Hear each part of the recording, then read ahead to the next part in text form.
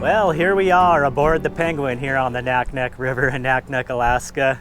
This is an old World War II scow, which is kind of a flat bottom boat. Kind of resembles a small barge. It's all wood.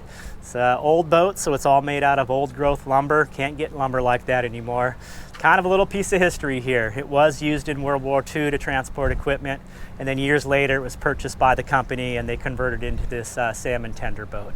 So yeah, it's all wood construction, but it has been fitted with these big aluminum tanks here. These tanks each, there's 4 total. We'll climb up top and show you. They each can hold about 25,000 pounds, so our max capacity is about 100,000 pounds. And we've got a little system. This is kind of new. You used to just drop them straight into the tank. These covers come off here, but now we have this trough. The company is trying to up the quality of the salmon, and we keep everything chilled. The fishermen keep the fish chilled after they catch them. So we dump the brailers out into this trough, and we have a QC tech that comes on board. He checks the temperatures of the fish. That's all recorded, and they price the salmon accordingly to how chilled they are. And here's what one of the aft tanks looks like. We just pull these lids off. See if I can peek in there. We've got it filled up with ice.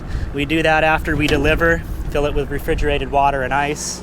And then my job is to operate the crane. I use the starboard side here, and the fishing boats pull up next to us. They tie off, and then I use these levers here to manipulate the crane, which has a scale on it, goes over, picks up their brailer, which is like a bag full of the salmon, bring it over. I check the weight, record the weight on my little fish ticket here, and continue that till they're done. We drop the fish into the tank.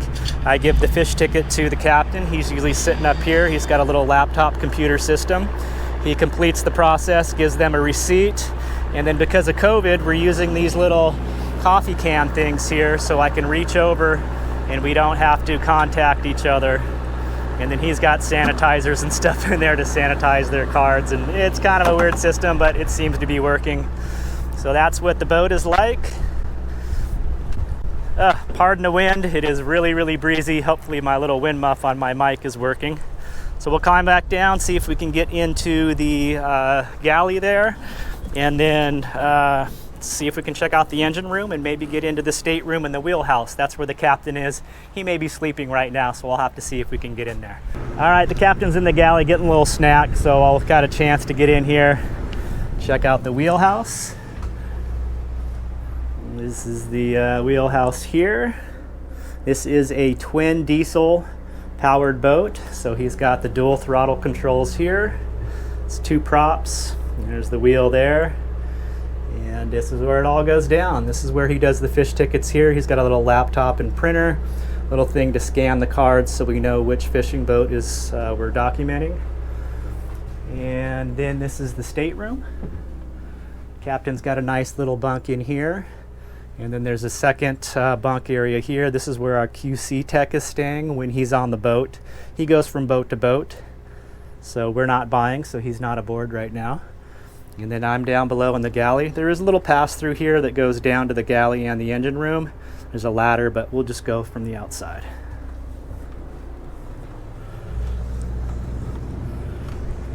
All right, we'll give you a little glimpse of the galley now. Pretty simple setup. It's about the size of a big motorhome, big Class A or trailer. Got a nice table we can sit around here. You can see I got my laptop set up working on some video for you guys. Keep a radio. This is where we hear all our fish reports, when the openings are. And of course, we get a radio broadcast from our supervisor with all of our scheduling, when we're gonna buy and deliver. That comes over this speaker here. And the nice little kitchen setup. That's their sink there. I think we have a 300-gallon freshwater tank. It's an old diesel stove here. This is an old Dickinson. And you know, it really doesn't work as it should. It's so old, it's all suited up and just doesn't get as hot as it should. So we don't really use it for cooking. It's got a convection water heater setup. This tank here, these 2 tubes run through the stove, and it circulates the water to heat it up so we can have nice hot showers and hot water at the sink. That's cool. So I brought up and donated to the boat an induction cooktop, so that's been working out because we really didn't have any way to like fry food or anything. They do supply us with all of our food here, so we have a microwave and a coffee maker and a little fridge here. And you know, the food they supply is mostly frozen stuff, so we get things like frozen steaks, which are decent, and you know, bacon and eggs. Actually this year eggs are hard to come by, so they got these eggs in a carton, which is like a egg product, kind of interesting. You know, stuff like frozen pesto, so we defrosted that, made up a bunch of pasta, and just the basic cereal. All the milk is this shelf-stable carton milk. I typically don't drink real milk. I usually have like almond milk, so that's been a little bit of an adjustment.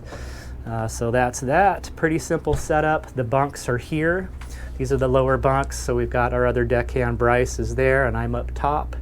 And honestly, it is quite comfortable. Other than the low headroom up here, these mattresses are fairly comfortable. It's about the same as sleeping in my van as far as the space. So pretty simple setup. This is where we spend most of our time in our downtime, just hanging out, killing time, chatting, telling stories, getting to know each other.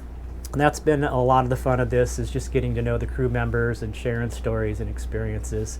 So it has been really cool. So that, geez, we'll go down to the engine room, and that should wrap up the boat tour. Okay, so here we are down in the engine room. This is a twin engine Scow, so there's two giant diesel engines. There's one there, and one over on this side here. And this again is an all wood construction boat. Check out these giant wooden beams here. Pretty neat. And then here, this floor I'm walking on, all these lift up, and that's open space under there. And just the way by design, this boat does take on water, and actually the beams soak up the water and swell, and that's kind of what seals it up, which is kind of interesting to me. But there are quite a few submergent pumps that we keep on, and they pump out the water as it comes in. So yeah, this thing's still staying afloat after all of these years. So that is the engine room. And that should complete the tour of the boat here. This just comes right up into the galley.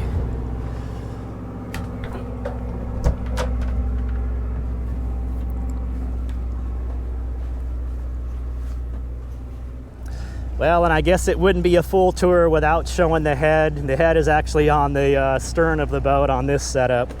Pretty crude setup. We've just got a simple toilet, and then the shower is over here. So it's kind of a wet bath. Again, very crude but effective. At least we get hot water. So it is very nice after a long shift to take a hot shower and then hit the bunks. So that's that. I know last time I showed this boat, a lot of people commented how there's no railing or safety railing on here. But really, I wouldn't be able to tie off the boat if there was a railing here. I've got to get right on the edge, lean over, and get the rope around the piling and tie off. So that's just how it is. And there are often times when we've got to go along the side of the boat here. We just use this cable, and that's how we adjust our buoys and that. So we're just walking right on the edge. You do not want to fall in, because the tide shift here is really strong, and it'll sweep you right away.